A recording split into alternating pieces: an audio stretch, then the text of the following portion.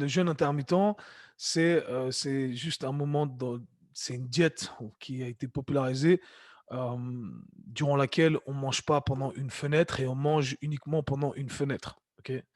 Donc OK. c'est-à-dire, le plus populaire, c'est, le pendant 16 heures, on mange pas et on mange que pendant 8 heures, OK?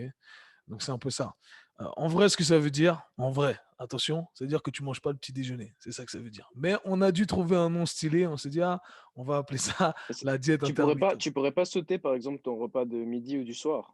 Voilà, mais c'est ça, attention, c'est pour ça là, ça serait plus Ah attention OK. Jason, c'est plus la diète intermittent si tu fais ça. Alors, Ah OK. pourquoi je rigole? Je dis ça comme ça. Alors, il y a des avantages, on parle d'autophagie, cellulaire, comme quoi ton corps va, se débarrasser de mauvaises cellules, je vulgarise encore une fois, et régénérer de bonnes, cellules. Alors c'est un des avantages.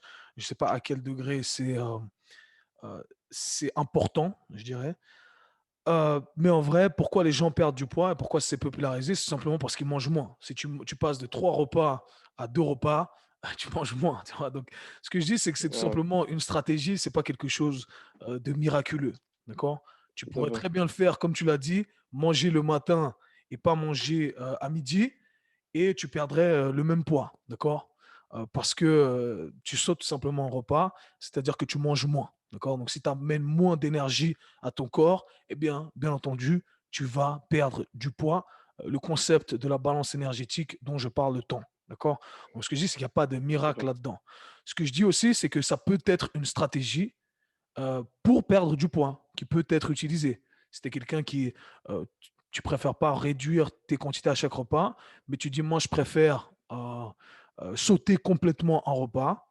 D'accord? Je pourrais très bien ne pas manger jusqu'à midi et manger mon repas du soir à 20 heures et après ne plus manger. Alors ça peut, être un guide pour certaines personnes. Mais encore une fois, c'est un guide, il y a rien de magique derrière. Il Tout à pourrait ne fait, pas tout y à fait. avoir de nom derrière ça.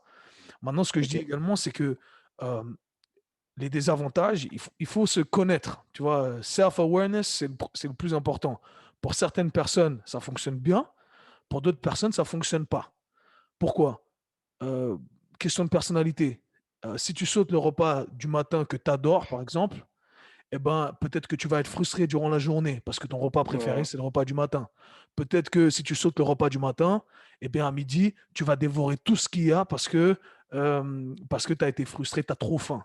Et si au final, tu manges plus à midi et tu manges plus que ce que tu aurais pu consommer, que ce que tu avais consommé le matin, là, je me suis perdu dans les temps verbaux là, mais bref, on m'a compris.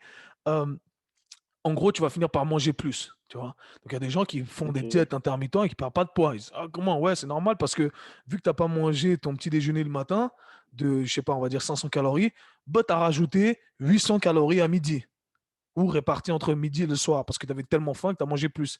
Ah, la diète intermittent, ça marche pas. Non, c'est juste que c'est une question, d'énergie, OK? Maintenant, ce que je dis également, c'est que, il y a tellement de facteurs à prendre en considération.